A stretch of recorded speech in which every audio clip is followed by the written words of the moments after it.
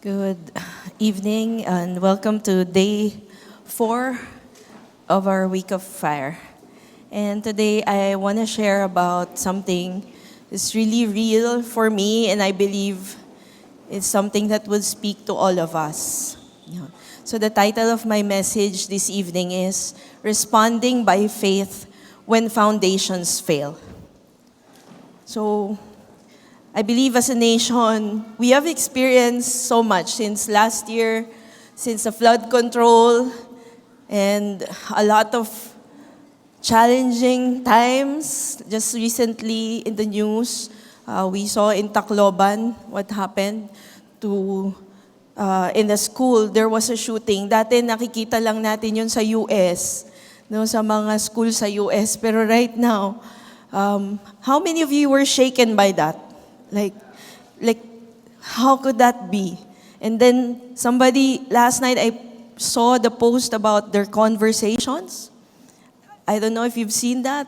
They published the conversations that they were talking, the two shooters. The way they were talking, like it was just a game. And they were gonna get out because they were minors. And it's something is happening to our nation that is shaking all of us. And if you're not shaken, baka bato ka na lang. No? And a recent, before this Tacloban thing was the Ateneo, two Ateneans, basketball players. No? So I'm an Atenean, same with some of you. And I really got shaken. Like I doubted my alma mater. Like something I always held in esteem, but I got really disappointed with what was happening and how they handled it. So a lot of things are happening, and one day I was reading the word, and this really struck me in Psalm 11, 1-3. Let's read. This is a Psalm of David, and he said here, "In the Lord I take refuge. How then can you say to me, flee like a bird to your mountain? For look, the wicked bend their bows. They set their arrows against the strings to shoot from the shadows at the upright in heart." And then this verse really hit me. It says, when the foundations are being destroyed, what can the righteous do? And I said, this is exactly what I feel. Like, not just about the nation, even in our, we're in business and we deal a lot with government. We deal with BIR, with customs. Of course, we have clients. We deal with a lot of institutions. And I realize, if these institutions cannot be trusted, what can I do? And there's two sides to this question. It's like, what can you do in an active way, or can you make a difference? It's like a taunt. Like, what can the righteous do? There's nothing you can do. Flee. Just escape. And then there's that question, can we really make a difference? Is there anything else I can do? In the other translation, it says, in the NLT, it says, the foundations of law and order have collapsed. What can the righteous do? In the TPT, it says, what can the righteous accomplish when truth's pillars are destroyed and law and order collapse? How many of you think that's what's happening in our nation? Like, there's no more order. Like, anything goes. In CEV, I like this. It says, what can an honest person do when everything crumbles? Like, you want to do good, you want to follow the Lord, but everywhere around you, people are, like what Pastor Carlos said, like there's no more distinction. Same na lang. And what God made me see here is that earthly foundations, what he was saying here, it's not foundation of Jesus Christ, but the earthly foundations will be shaken. foundations of morality. You know, when David wrote this, Israel was in moral and societal decay. No, so itong mga nangyayari sa atin, hindi lang ngayon to. Kahit dati pa. No? Yun nga, they were the chosen people of God. They were supposed to bear His name. Pero yun din.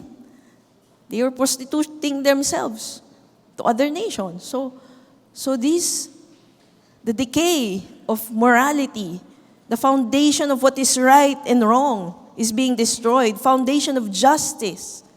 There's bribery. No?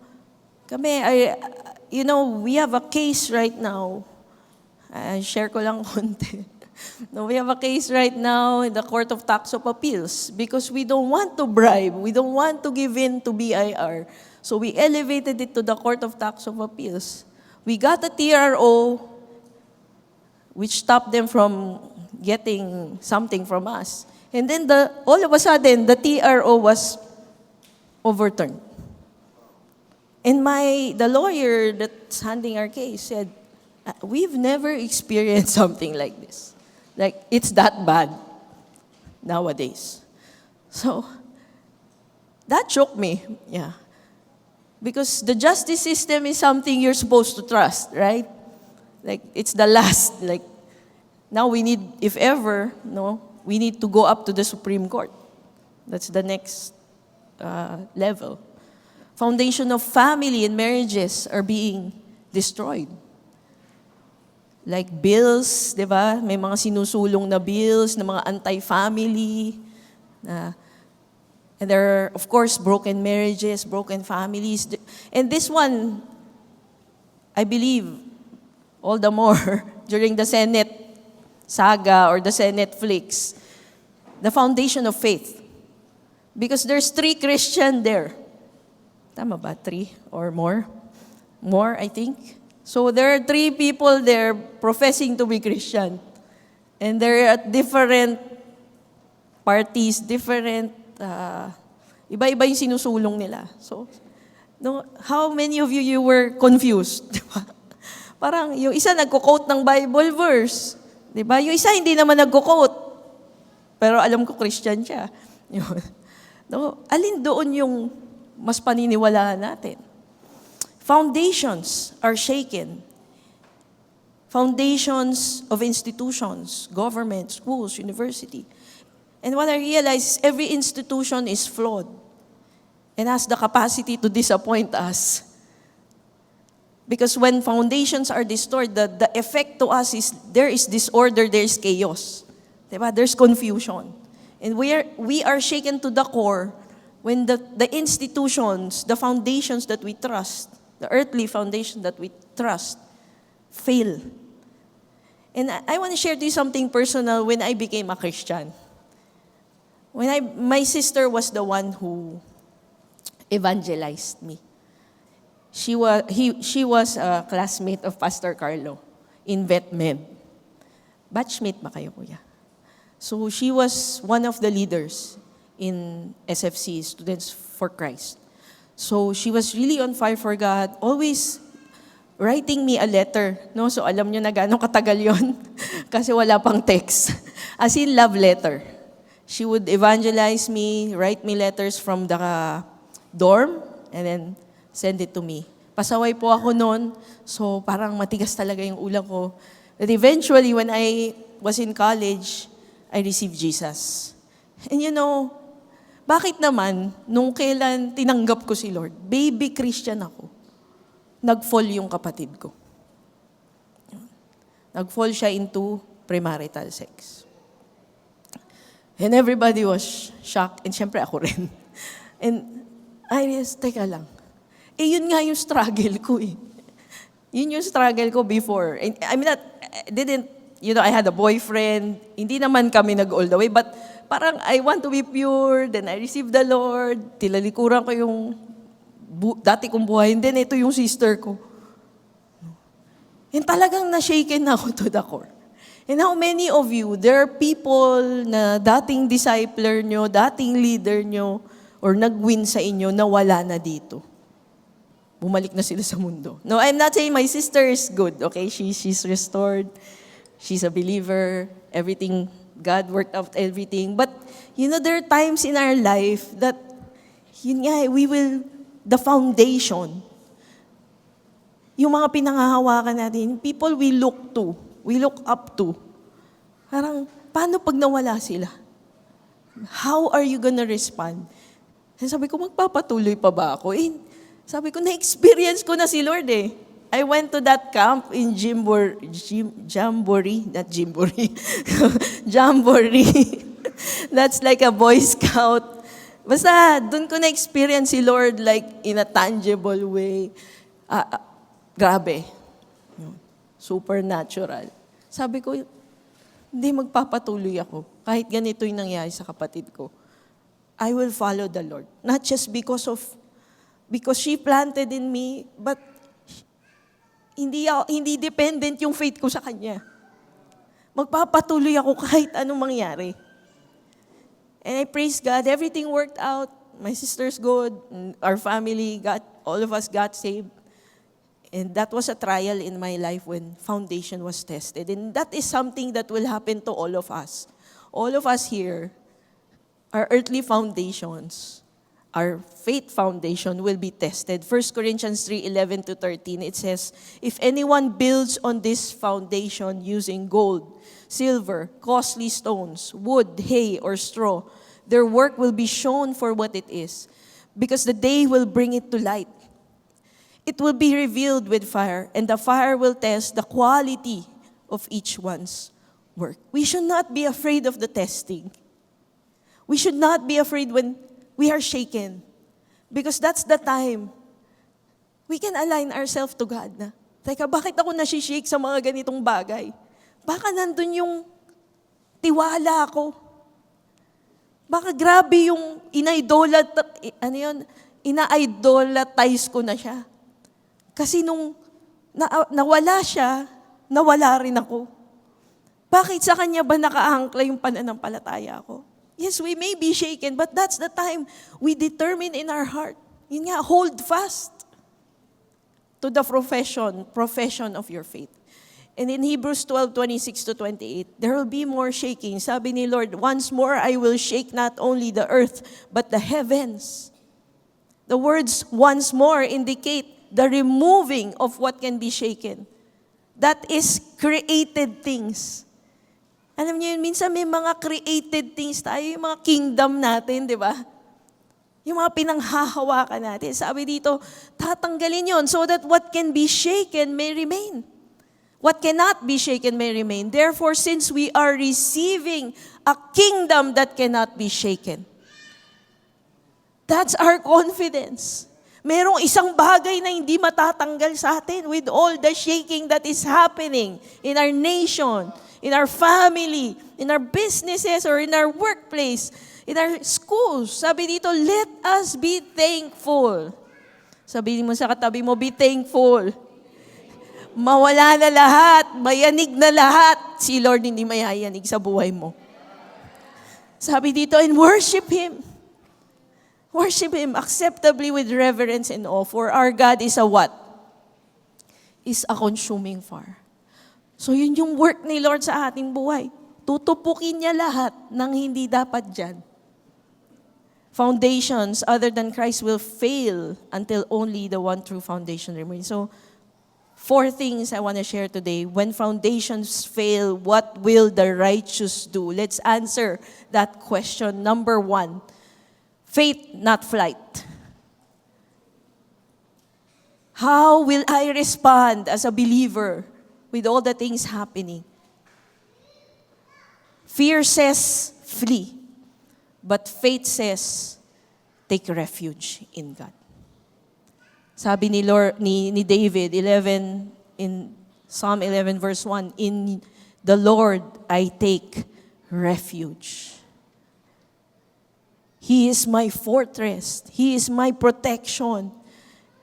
You know, when you say flee, it's like, just save yourself. Ligtas mo na lang yung sarili mo. Don't risk it. Don't risk putting a fight. It won't make a difference. Huwag ka na manindigan sa tama. Sagipin mo na lang yung sarili mo. And that's the default. That's what the enemy wants you to do. Go with the flow. Pare-parehas na lang yan. Wala nang pagkakaiba. Sabihin mo lang Christian ka, pero okay lang yan. Lahat naman ganon. But faith will say, I will remain faithful to God no matter what. I will take refuge. Taking refuge is like, di ba pag sumilong ka, umulan, pumailalim ka. Pumailalim ka sa Panginoon. Nagsubmit ka sa Panginoon. Sumilong ka sa authority ng Panginoon. Sa kalooban ng Panginoon. Hindi ka umaalis. And I realize, we need to have that courage to stand. In these trying times, in these times of shaking, all the more Christians need to stand. And in order to stand, walang option na titiklop ka. The strength that you have to stand comes from taking refuge in God. Saan ka nakasilong? Saan ka nakakover? Saan ka nagpapailalim? Doon manggagaling yung confidence mo and yung faith mo. And sabi nga, in 1 John 4:4, sabi dito, the spirit who lives in you is greater than the spirit who lives in the world. He who is in you is greater than he who is in the world. Therefore, you can stand. You can have faith in these shaking times. Sabi dito, you have already won a victory. So do not be afraid. I remember the story about, hindi ko nababasahin, 2 Kings 6:15, 17. This is about Elisha. No, the king of Aram was against Elisha. Nagpadala siya ng army. And then, sabi ng servant ni Elijah, dahil paparating na yung army, parang dadakipin na si Elisha. Sabi niya, Lord, oh my Lord, tawag niya kay Elisha, Lord, what shall we do? And then sabi ni Elisha sa kanya, huwag ka matakot. Those who are with us are more than those who are with them. Nagbilang yung servant, sabi niya, 1, 2. Ang dami nila. Paano nangyari yun? Mas konti yung 2. The math is not mathing. And Elijah prayed, sabi niya in verse 17, open his eyes, Lord, so that he may see. And then the Lord opened the servant's eyes, and he looked and saw the hills full of horses and chariots of fire all around Elisha. Sometimes feeling natin, isa lang tayo sa office na hindi nangungupit ng mga coupon band, saka ng mga ballpen, diba? Parang, or yung ikaw na lang yung hindi gumagaya dun sa lahat na, okay lang yan. No. Yung kalakaran ng mundo, ikaw na lang, parang ang weirdo mo. Pero isipin mo, ang dami kong kasama kahit kayo lahat versus me. No. Kasama ko si Lord eh. And sometimes we are intimidated. Really, when we are all alone out there, diba? You're facing BIR people, customs people. You get intimidated. Parang nasa kanila yung alas eh. Diba? I can shut your business down. Di ka na pwede mag-import. But yun nga eh. He who is with me is greater than he who's in the world. Those who are with us are more than those who are with them. There's that spiritual battle. So say this with me. Declare, I will not flee. I will take refuge in God. I will not fear. For the Lord protects me. I will not lose hope. I will not get disillusioned. I will fix my eyes on Jesus, who is on the throne. Amen. Amen. Romans 12:2 says, do not conform to the pattern of this world, but be transformed by the renewing of your mind. There's this pattern. When you go back to the office, there's a pattern. In your school, there's a pattern. Pattern na to ng mga kabataan. Ganito talaga. Kunwari, sa bahay nyo, pattern. Walang nagtatapos. Diba? Nabubuntis agad. Pattern na yan eh. And the world tries to fit you in that mold. Pattern ng mga negosyante, lagay. Really, I know people. They're Christians, sabi nila. Maglalagay pa rin sila. Ang hirap. Kasi ang hirap. Ang hirap tumayo sa tama. But yun nga eh, God will be with us. We don't have to be afraid. And this is the reality of our faith. There is a spiritual battle. That's why faith not flee. Faith not flight. Rather, fight the good fight of faith. Respond in faith. Respond na looking at it in the spiritual lens na hindi naman siya yung kalaban ko eh. This is a pattern of the world. This world is in the hands of the enemy and I have to redeem it. And sabi nga dyan, meron pana na nakaambang kay David. Literally, di ba? He was being hunted by Saul. But in our lives, spiritually, the devil's always, di ba? Kumbaga, lock and loaded. But the thing is, we need to pray. That's why Jesus taught us to pray the prayer of deliverance. Diba? In Matthew 6:13, part of the Our Father is, and lead us not into temptation, but deliver us from the evil one. Diba? Pinipray nyo ba yun? Ako, pinipray ko talaga, Lord, deliver me. Deliver us from the enemy. Kasi meron talaga eh. And it's not to be afraid of the enemy, but to acknowledge that we need the protection of God. Every day. Di ba daily yon? Daily bread, daily deliverance, daily protection of God. Amen? And when we pray that, we don't pray na takot tayo sa enemy, we pray from a position of victory. Kasi panalo na si Lord eh. Si enemy nang lang, di ba? He growls like a roaring lion. Parang nang i-intimidate lang siya. Nananakot lang siya. So you pray, deliver me because you have already won. So faith. Sabihin nyo nga faith. Sabihin nyo, the righteous one will live by faith. So how are we gonna respond? What can the righteous do? Live by faith. Day by day. Number 2, fix your eyes on God. When the question was said, what can the righteous do when foundations fail? David said in Psalm 11:4, he said, the Lord is in his holy temple. The Lord is on his heavenly throne. He observes everyone on earth. His eyes examine them. You know, David can say, I take refuge in God because he was not looking at the chaos. Ang gulo talaga ng bayan natin. Wala na talagang pag-asa. Makapangibang bansa na nga lang. Saan nyo gusto? Yan. Switzerland, Japan. No? Ang pangit na ng bayan natin. Makaalis na nga. Sino sa inyo isip nyo? Be honest. Ako dati makabayan, pero talagang na-shake yung pagiging makabayan ko lately. Sabi ko, naintindihan ko na yung mga umalis eh. Parang, so isip ko, judger ba ako dati? Pero, yun nga eh. He was, because if you are like always watching the news and, you know, up abreast with everything that's happening, talaga siya eh. When your eyes are there.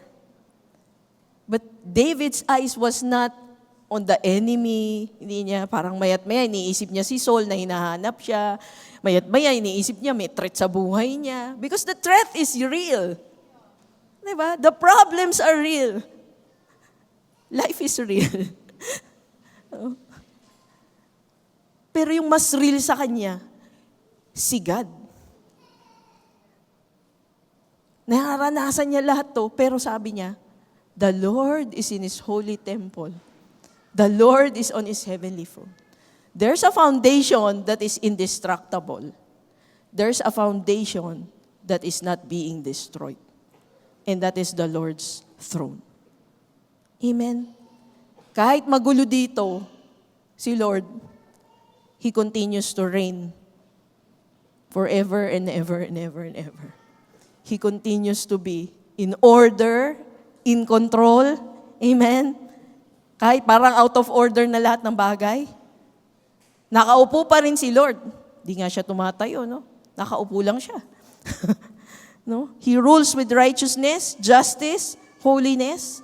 And look at this. Sabi diyan, ano ginagawa ni Lord? Nakatingin siya sa bawat isa. At ano yung ginagawa niya? Ini-examine niya. Ano ibig sabihin ng examine? Pinapanood, tinitignan, ino-observe lahat ng nasa mundong ibabaw. So, ano ibig sabihin nun? The way we respond matters. Amen? When times of shaking is happening, how are you?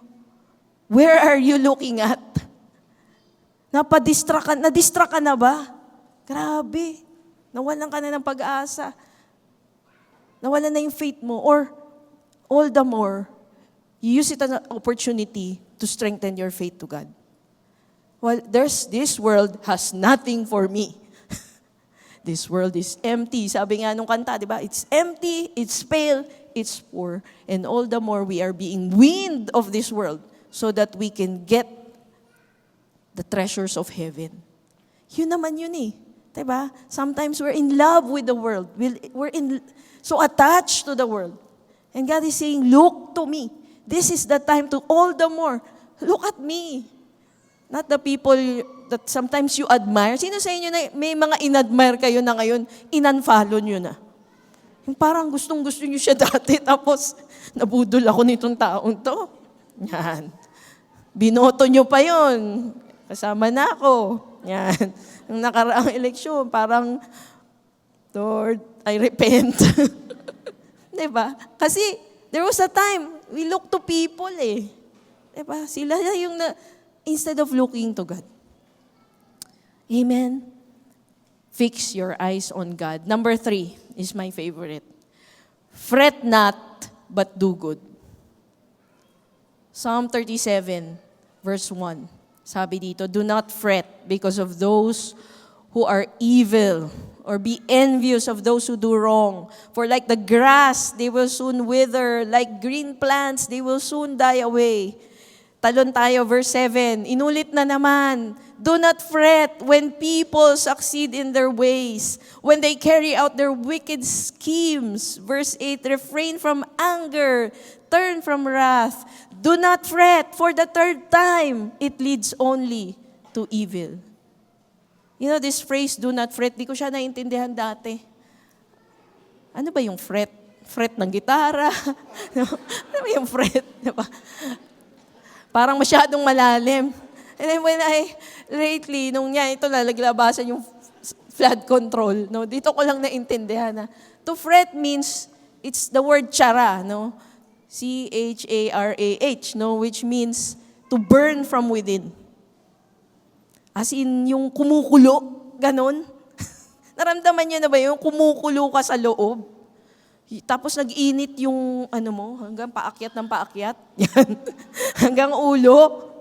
Tapos sobrang parang something within you, like burning because of something that happened outside that is beyond your control. Yun yung fret. Parang bugso siya eh. I don't know, yung mga menopause dito, kung nararanasan nyo, biglang umiinit yung nyo. Parang, ako naranasan ko yun, may something that happened in the office, parang, grabe, nanginig talaga yung kalamnan ko eh. Sa galit, naranasan nyo na yun, yung sobrang galit nyo. Yun eh. And one thing that people get mad at is when the evil get away with evil.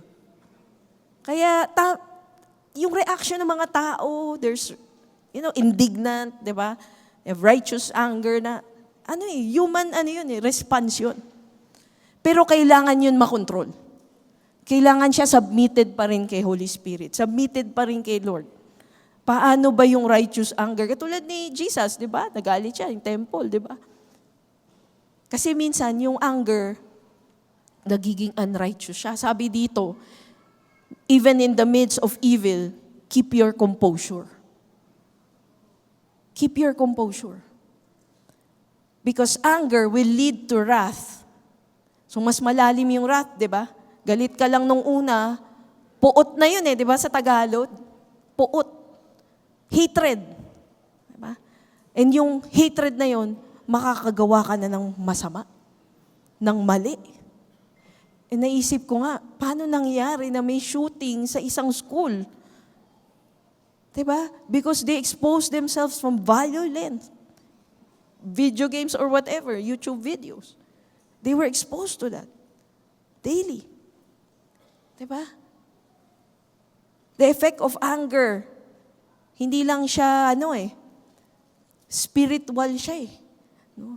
Pag galit tayo, hindi na natin makita si Lord. Na parang may magagawa pa ba si Lord? Diba?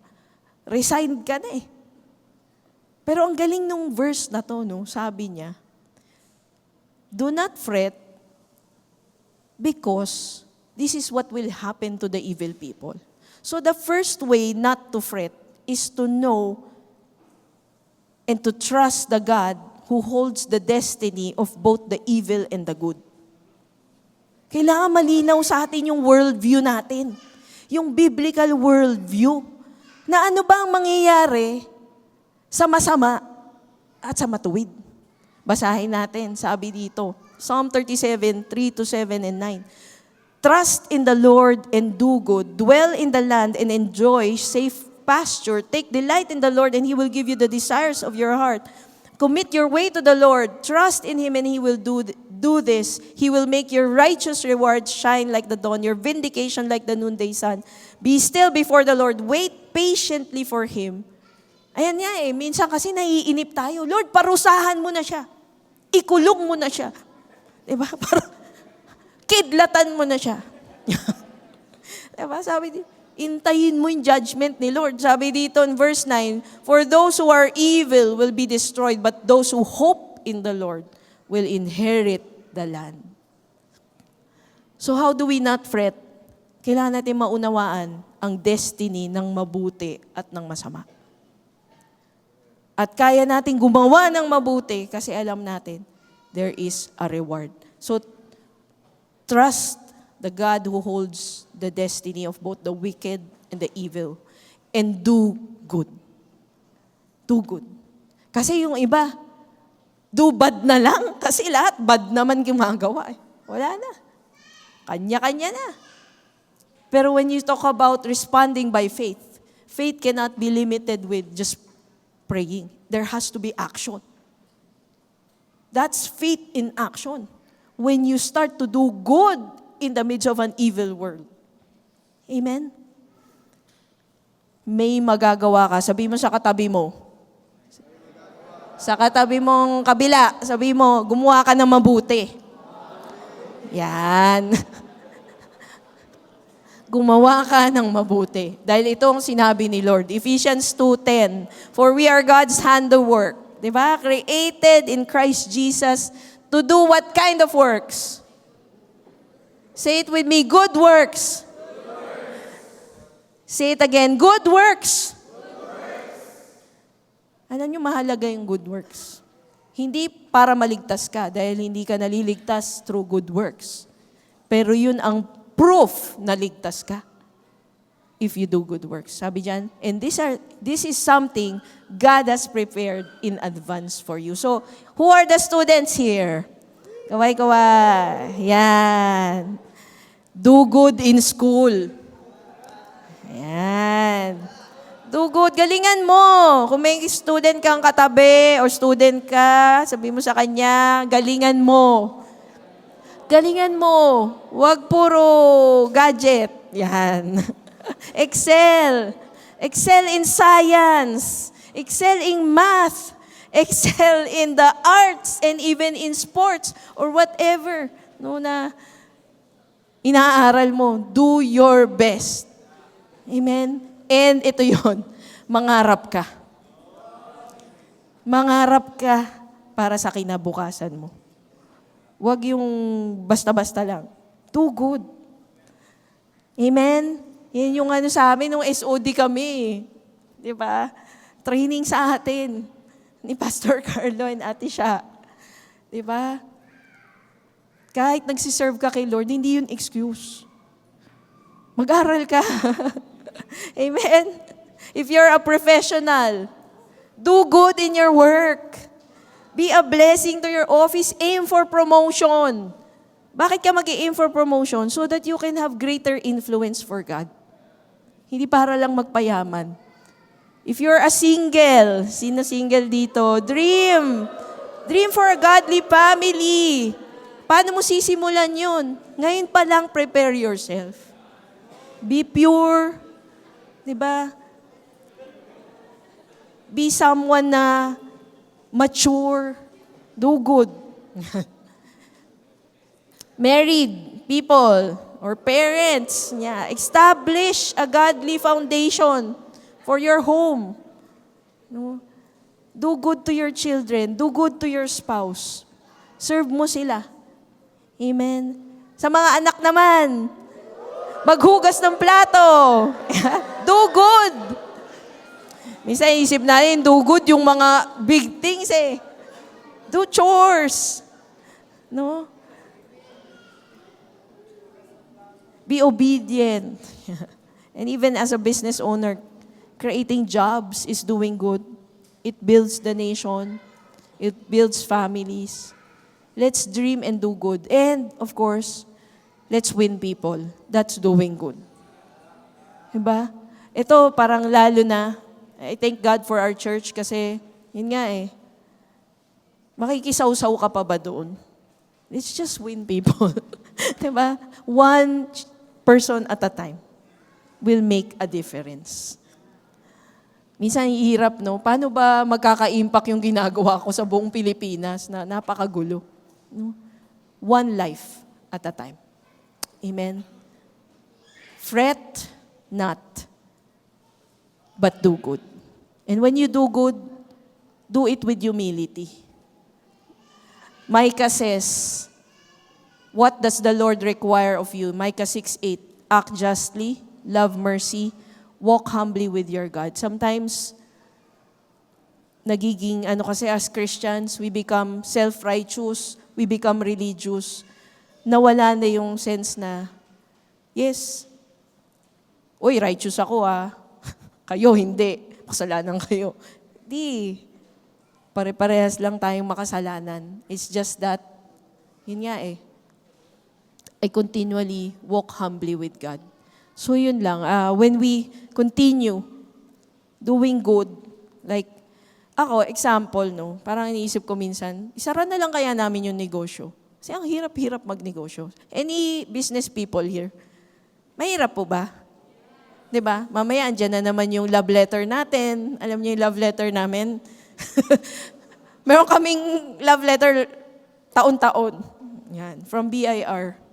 Yan. Ang tawag sa kanya, LOA, Letter of Assessment. Yan. So, babubulat-latin nila lahat ng mga libro mo.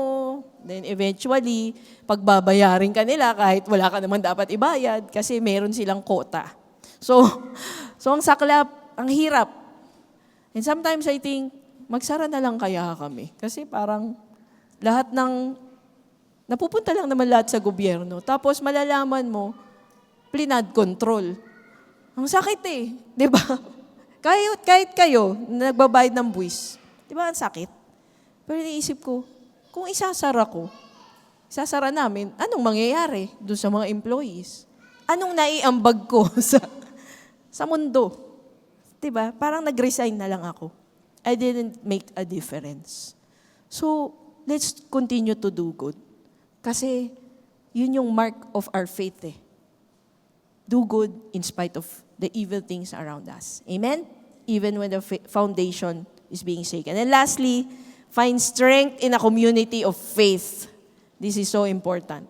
When the foundations are shaken, you need a community that together you can take refuge in God. Your life group, your church. Amen ba? Alam nyo, nung dineclare tong Psalm 11, hindi siya private prayer. If you look at your Bible, it says, to the choir master. So meaning, it was in the church setting, the congregation, they were singing this psalm. Meaning, it is to be declared in the presence of God's people that we are to look upon Jesus in times of evil, in times of shaking, when the foundations are being destroyed. Because when evil reigns, we take refuge with God together. Sabihin nyo nga, together. Yung katabi mo, minsan siya yung malakas. Ikaw yung mahina. Kailangan mo yung lakas niya. And minsan naman, ikaw naman yung mahina at siya naman yung malakas. No? That's church. No? And we need, sabi sa Hebrews, let us not neglect our meeting together. Hebrews 10:25, as some people do, but encourage one another, especially now that the day of His return is drawing near. In conclusion, let us allow God to examine our heart.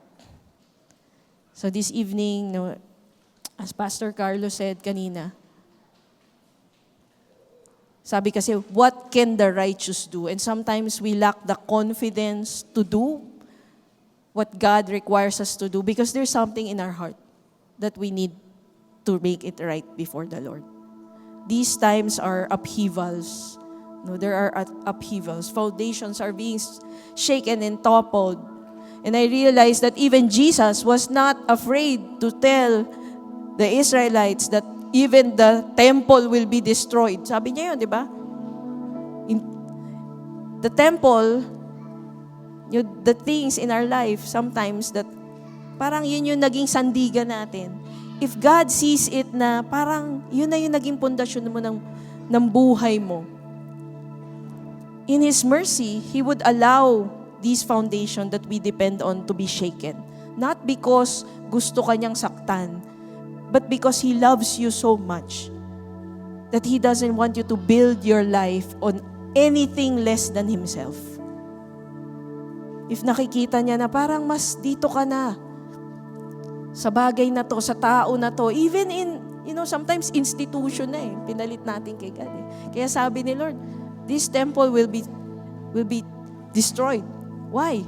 Because some of the people during that time, ni-replace na nila yung God sa temple, naging building na lang.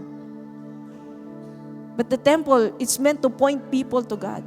We are not to trust institution, trust people, but trust God alone. Amen? Our careers, our finances, our reputation, they can be our foundation, even ministries, churches, pastors, traditions, religious things we do. Parang minsan nagiging foundation na siya ng faith natin. But God is gonna shake that until every false foundation will be removed and His foundation. Sino yung foundation na yon? 1 Corinthians 3:11, for no one can lay any foundation other than the one already laid, which is Christ Jesus. Until only Christ will remain. Amen. In Hebrews 12:2, let's fix our eyes on Jesus. Sabi dito, the pioneer and perfecter of our faith. He will bring us through until the finish line. Amen? When you're feeling shaken, kapit lang kay Lord. Fix your eyes on God. Hanggang finish line, sagot ka niya. He will perfect your faith day by day. And in the last part of Psalm 11, He says, for the Lord is righteous. He loves justice. The upright will see His face. That's our goal. That we will see Him. We will see His face. Because we did not flee from Him, but we take refuge in our God. Let's all pray. Hallelujah, God. Lord, we thank You for Your word is life. Your word brings power to the weak. Lord, today, we come to You and ask You to examine our hearts. If there are any foundation na kinapitan po namin na hindi ka lugod-lugod sa'yo, come on, just search your heart. May mga shakings ba na nangyayari sa buhay mo? Maybe it's your spouse that is affecting you so much na parang siya na lang yung foundation mo. Or maybe it's money.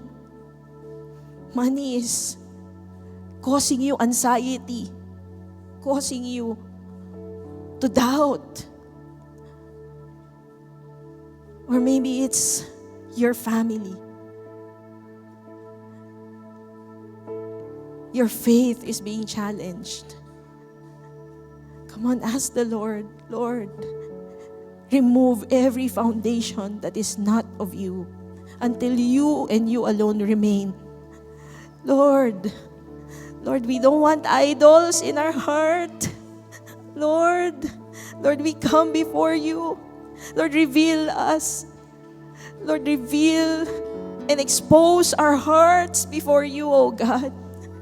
Lord, kung may mga idols sa puso namin, we strip it down and lay it at the foot of the cross. Lord, humingi kami ng tawad, Panginoon.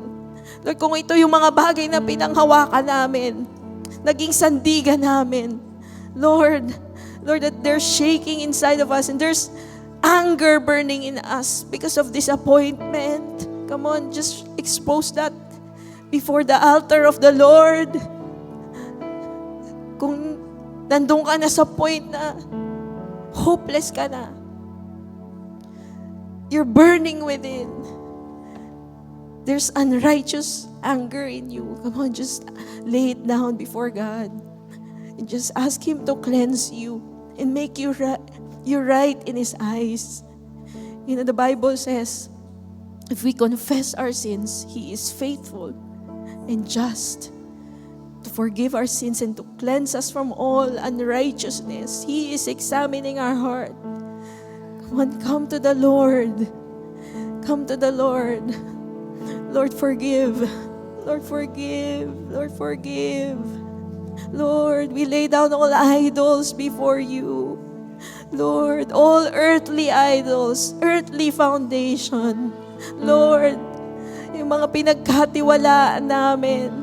Lord, because you said in your word, if we trust you, will not be disappointed.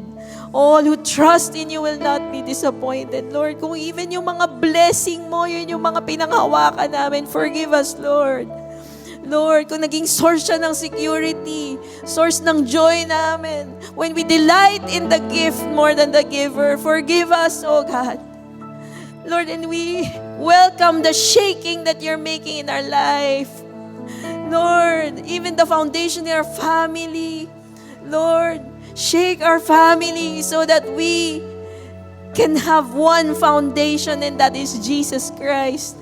Lord, in the name of Jesus, in Jesus' name, tupukin mo, Panginoon, lahat ng bagay na hindi galing sa'yo, O Diyos.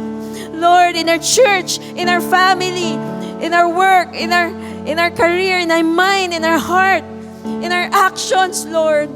Lord, consume us. Lord, consume the very hearts of each one. Lord, expose us for who we are. And today, we come before our holy God. Holy, holy, holy God. We come before you. Sanctify your people, O God.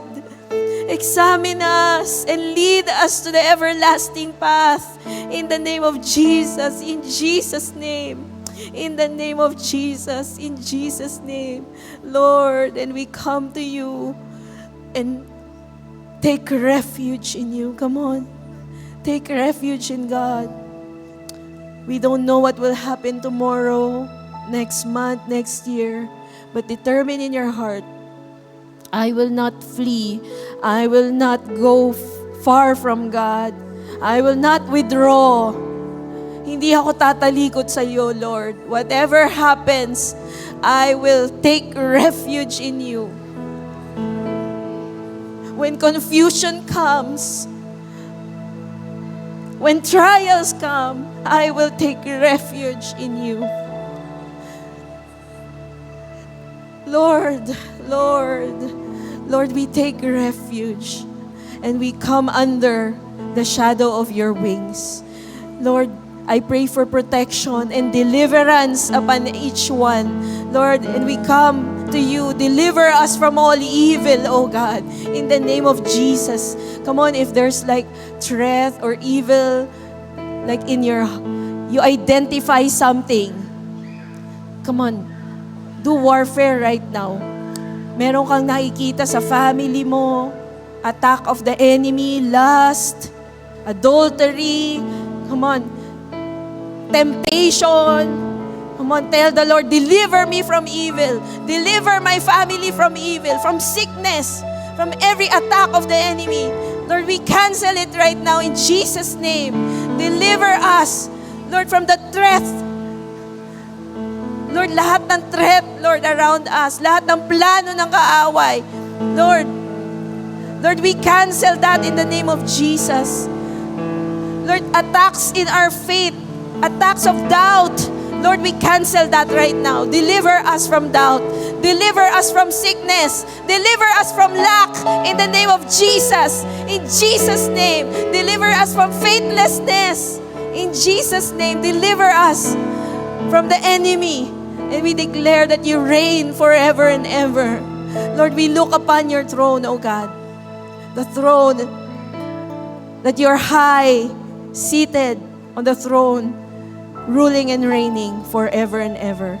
And we put our trust in you. We commit our life to you. When foundations fail, we will respond by faith. In the name of Jesus. In Jesus' name.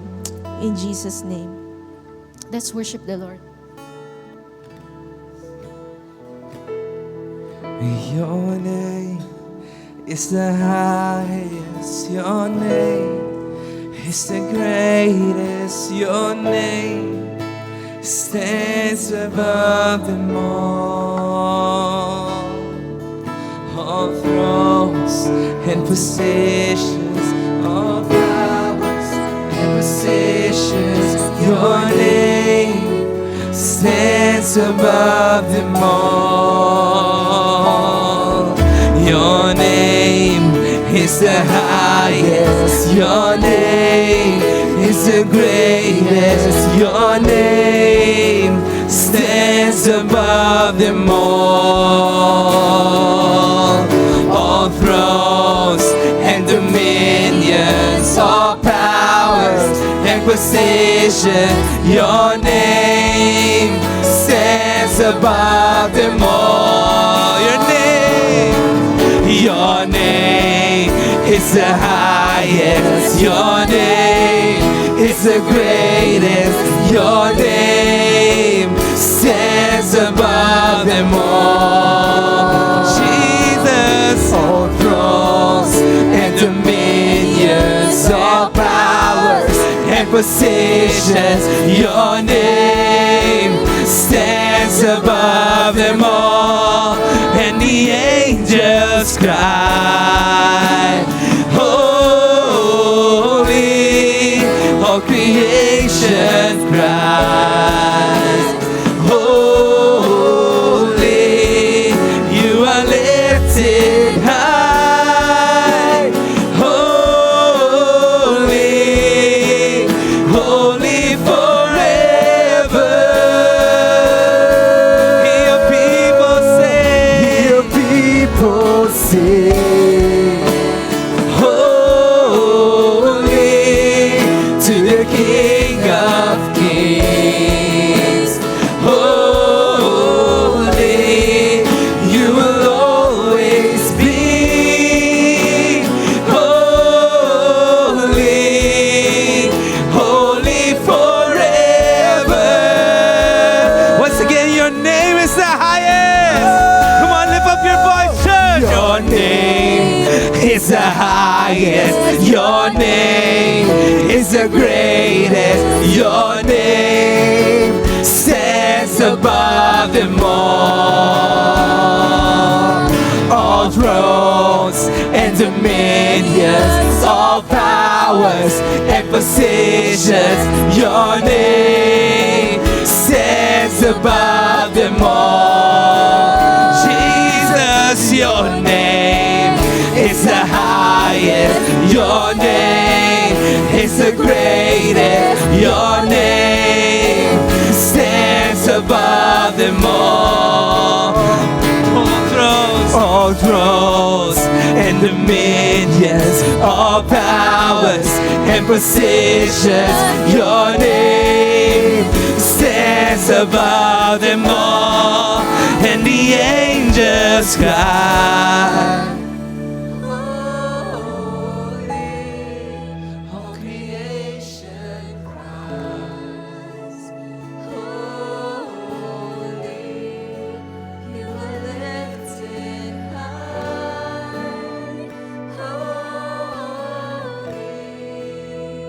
holy forever. Your people sing, holy to the King of Kings. Holy, you will always be.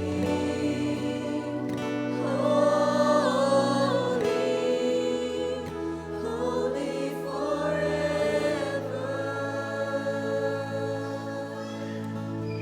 Just want to read this verse to us. Ephesians 5 verse 11. Take no part in the worthless deeds of evil and darkness. Rather, expose them. It is shameful even to talk about the things that ungodly people do in secret, but their evil intentions will be exposed when the light shines on them. You know, some of us, we are being called upon to stand for what is right in these evil times. And it says, some of us, God will use us to expose evil where we are. But that is if we commit to the Lord.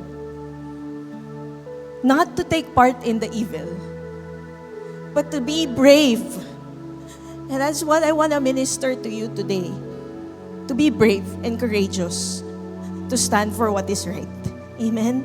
In the midst of so much evil, God is calling us to be set apart. Come on, just pray. And if you're that person, you want to commit your life to God, to stand and be a light where you are, exposing evil, and bringing that light of God wherever you go. Come on, just raise your hand. Some of you, you may be afraid. You know, I am in that position now. God is calling upon us. Lord, it's not easy to stand for what is right. But to change this nation, there must be people who are willing to risk their reputation, willing to risk their name, just to do what is right before the eyes of God. Come on, just pray. Lord Jesus, you see these hands. Lord, we need your courage. We need your boldness. Holy Spirit, fill us. Holy Spirit, lead us, that we may walk in the light as you are the light. Fill us with your light, God. Shine upon each one. Lord, expose everything in us so that we can carry your light wherever we go. Lord, gusto naming tumindig para sa'yo. Gusto naming tumindig para sa tama. Gusto naming magpagamit sa'yo, Panginoon. Gusto naming magliwanag sa kadiliman na nakikita namin sa mundo.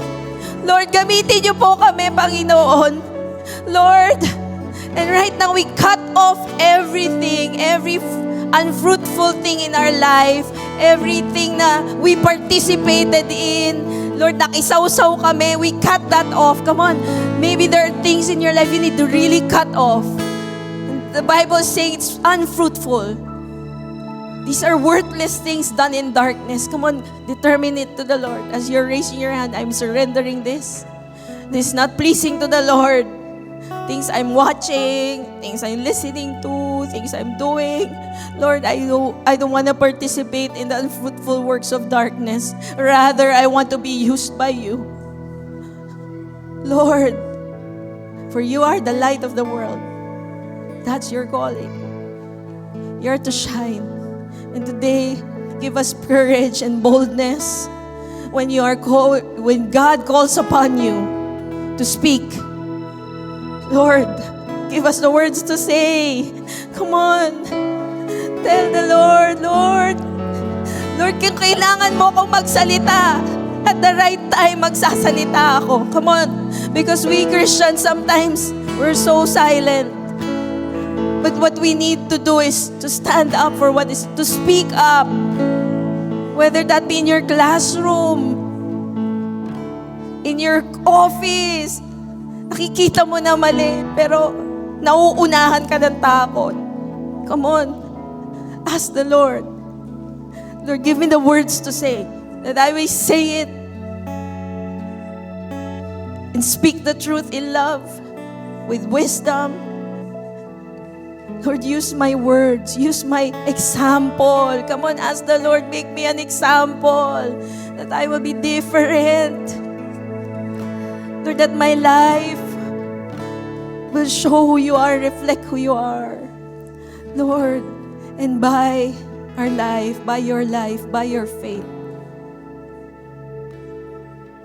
evil will not reign in your family. Evil will not reign in your classroom. Evil will not reign in your sphere of influence because you are there. You are there. Lord, bawat lugar na nire-represent dito, Lord, I pray for that light to shine. Come on, pray. Pray for your classroom. Come on, pray. Pray for your office. Pray for your family. Lord, light will shine in the darkest of place. In Jesus' name we pray. Amen and amen. Amen. Let's give a clap offering to God. Praise God.